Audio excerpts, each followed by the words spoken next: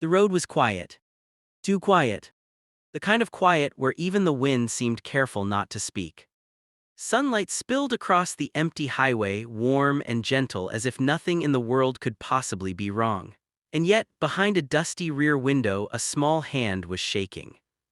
The van rattled forward, metal humming against worn tires. Inside, the air felt heavy. An 8-year-old girl named Marina pressed her forehead against the glass, watching the road stretch on and on. Her fingers hurt, her arms felt weak. Still, she lifted the paper again. The words were uneven, written by fear and hope at the same time. Kidnapped, help. She didn't cry out, she didn't scream, she just held the sign and waited.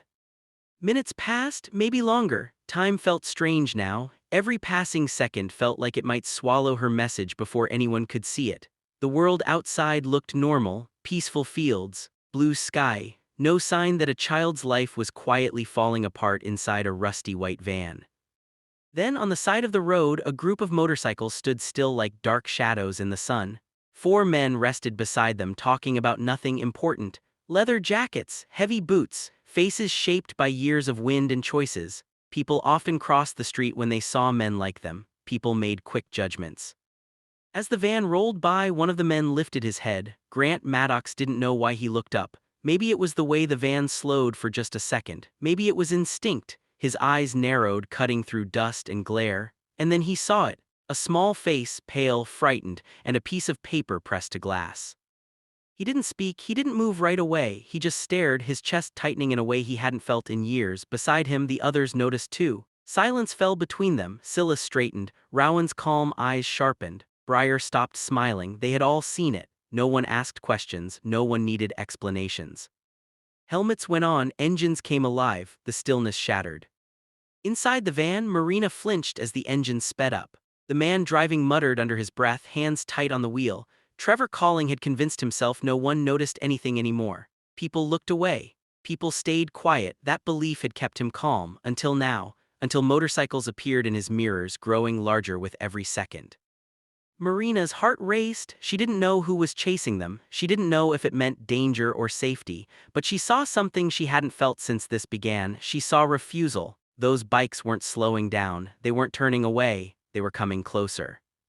Grant leaned forward as he rode, eyes locked on the van. Wind tore at his jacket. The road blurred beneath him. He didn't know the girl, he didn't know her story, but he knew fear. He had seen it in places no one talked about. He had once been someone nobody came for, and he had promised himself something back then, never again.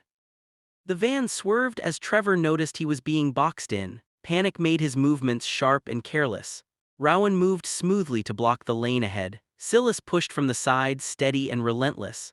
Breyer stayed back, guarding the space behind. No shouting, no chaos, just quiet coordination. Inside, Marina pressed her palms to the glass. Tears slid down her cheeks, but she didn't look away. The world felt loud now, fast, dangerous, and somehow safer than before. Grant pulled alongside the driver's window just long enough for Trevor to see him. No anger, no yelling, just certainty, a look that said this road ends here.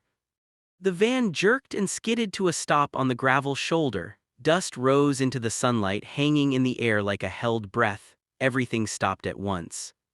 Grant was off his bike before it fully settled. Trevor ran, but not far. Silas caught him with calm strength, holding him down until the fight drained away. Grant didn't look back. His focus was on the rear door.